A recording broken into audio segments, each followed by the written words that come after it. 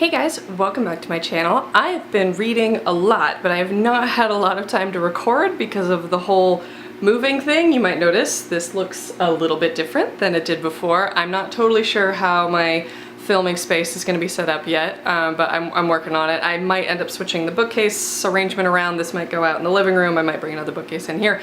Anyway, point being, I've been doing the 50 book Pop Sugar reading challenge. I've got a few more things to talk about that I think can necessarily fit in one video, so I might be splitting it up into two, but because I've got a lot to talk about, I'm gonna get started right away. So first thing I'm gonna talk about is a book with magic in it, because I finished the Havemercy series. I'm so excited to talk about these. So this is actually 4 books, but I'm only counting it as one category. So the first one is Havemercy. I've already talked about this kind of at length, so I'll maybe link to another video that I talked about it down below, but basically this is the one with the magical, alchemical, sassy, flying robotic dragons, and their writers and, you know, the people that have to deal with them, and it's amazing. So Shadow Magic is the aftermath of the war that was going on in Havemercy. So basically delegates from Volstav, which is the country that we are in the first book, go to the neighboring country, Kehan,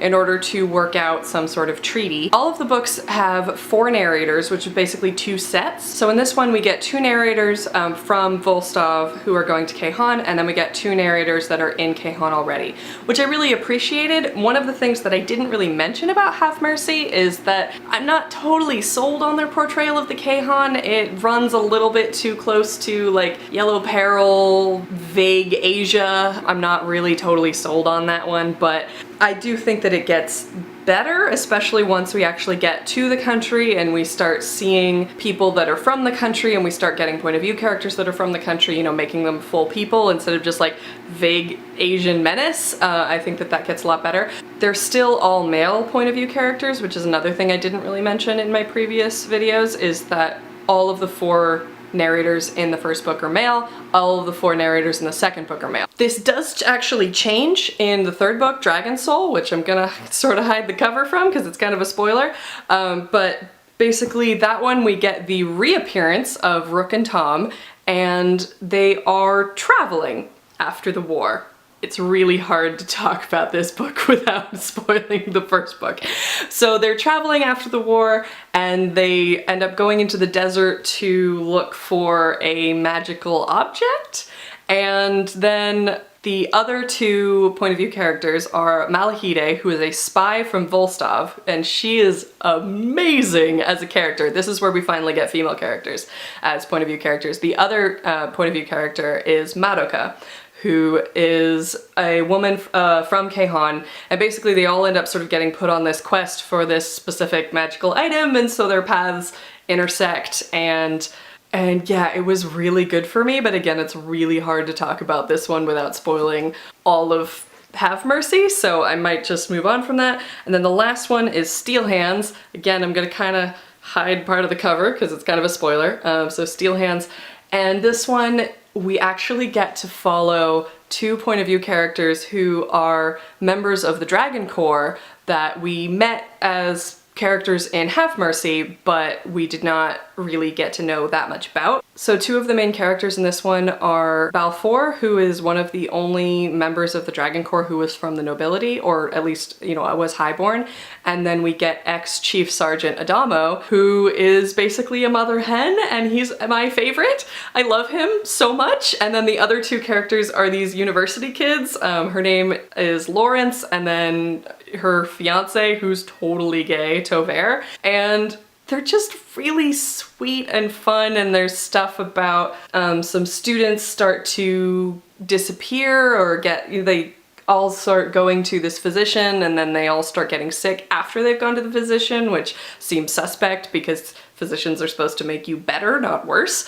And then a few of them go missing, and so it sort of goes on this track. We get the reappearance of Royston and Hal, who are from the first book, which I loved because it turns out that Royston and ex-Chief Sergeant Adamo are really good friends, and that was amazing. We knew that sort of in the first book, but you don't really get to see the extent of it until book 4, and it's just so great because I didn't really get their relationship. Like, I liked that they were friends, but I didn't really understand it. And then you find out in book 4, I don't think that this is really that much of a spoiler, that they were roommates in college, and that's just fantastic. So anyway, while this series isn't perfect, you know, there's issues like, of the 16 narrators, 14 separate narrators, only 3 of them are women. There's the fact that I'm not totally sold on the portrayal of the Keihan, but honestly, I had so much fun reading these books that I don't even care. Like, they're so much fun. They feel kind of tropey in a way, but the way that they're tropey feels really satisfying. And so I was just like so into them. They're so much fun. And I have like 12 different ships that I need fanfic for, and there's no fandom for this series. So everyone should read these, and then everyone should write me fic for my pairings, which basically take any of the canon pairings or even vaguely implied canon pairings, and I'll be happy, which is another thing. Like, I'm almost never that into the canon romances, but they're so good.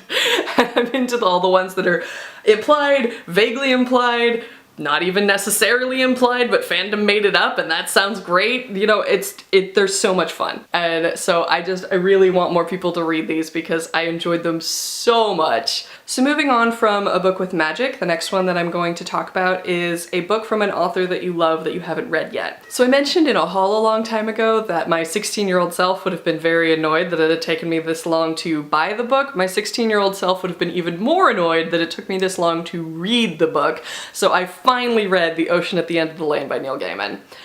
So this one, it's very short. I read it in a night. It's almost a novella. It's barely a novel. I'm a little bit torn on how I felt about it. On the one hand, it was beautifully written. It had this sort of melancholy that I found really sort of entrancing and really moving. On the other hand, it had a trope that I absolutely hate, which is the trope of like the authority figure that turns evil, and then like the parents won't believe the child that the authority figure is evil.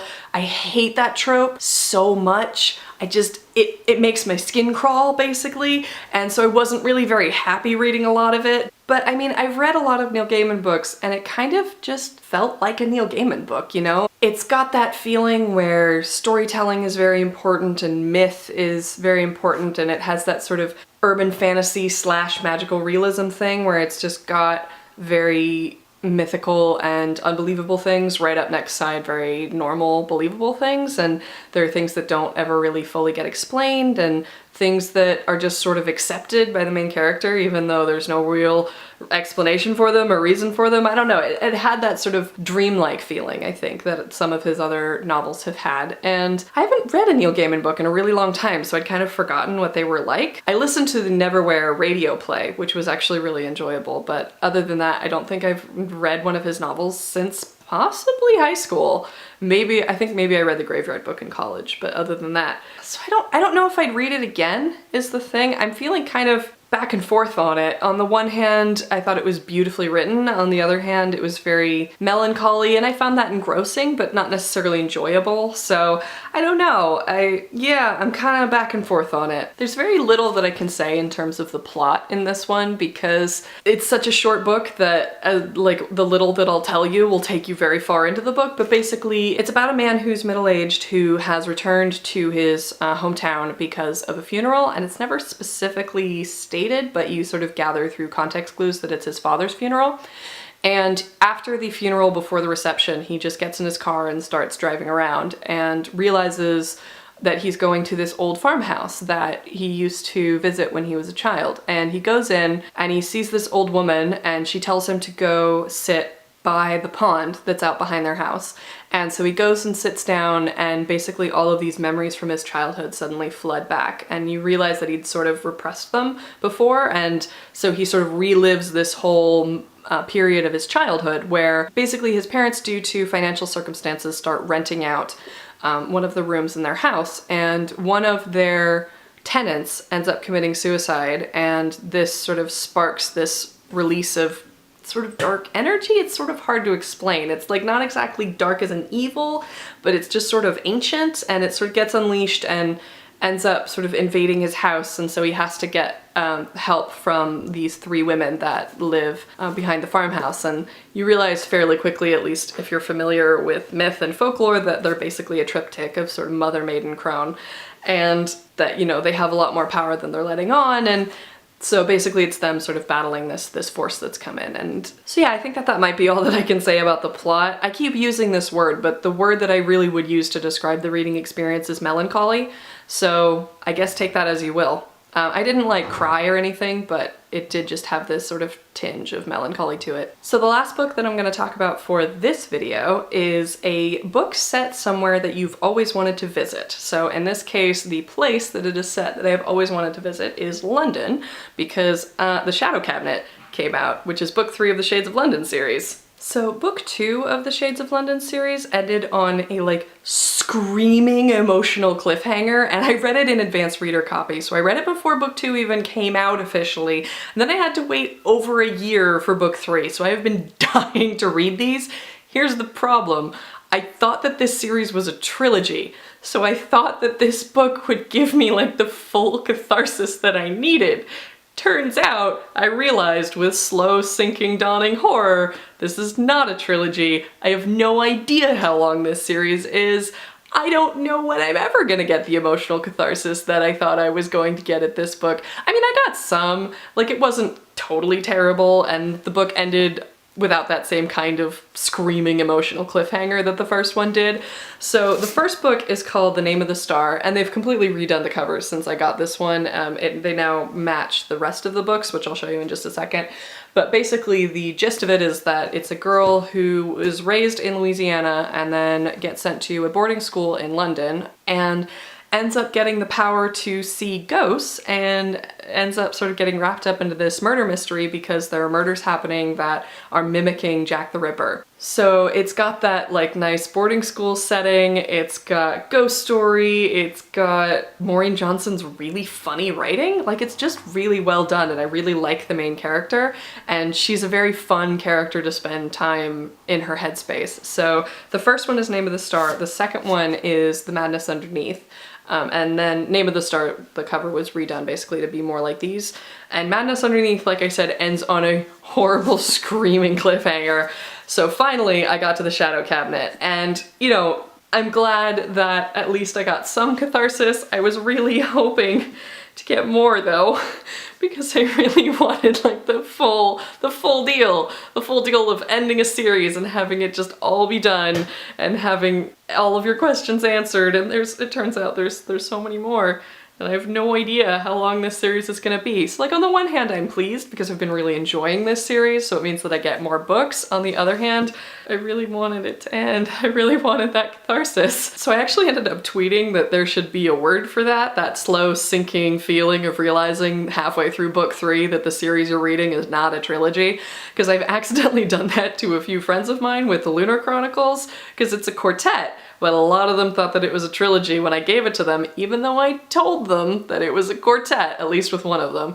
And one of my friends basically heard me say Lunar Chronicles Quartet and went, huh, that's a funny word for a trilogy. So basically, even though I'm really enjoying this series, I don't really know what to do with the fact that there's gonna be more of them. I don't know how many, maybe only 1, maybe 2, maybe 5. I have no idea. I'm kind of hoping that it's only gonna be like 4 or 5, just because I kind of need this series to end for my own personal emotional journey. But again, if it keeps going, I've been really enjoying it, so it's not the end of the world. I think that is gonna be it for this part. Hopefully I'll be able to record part 2 pretty soon, because I've got another 3 or 4 things that I want to talk about. So I hope you guys have been enjoying this. I've been enjoying trying to find books to fill this challenge. I'm trying to do it without buying as many as possible. I'm trying to just go through stuff that I've had for a really long time that I've been meaning to get through and see how many categories I can fill by doing that. Some of them I am gonna have to buy, like I don't have any memoirs. I almost never read memoirs. I don't really generally like memoirs that much, so I'm gonna try to find one that sounds interesting, and obviously I'm gonna have to buy that one. So the ones that are coming up that I've already read are a book with 1 word in the title, a book with a love triangle, and a mystery or a thriller. And then the ones that I haven't read yet that I'm working on that I'll hopefully be done soon are a book your mom loves, a book that came out the year that you were born, and a book of short stories. So once I finish those, I will put them up, and hopefully I'll get to record the ones that I've already read pretty soon. So thank you guys so much for watching, and I'll see you guys next time. Bye!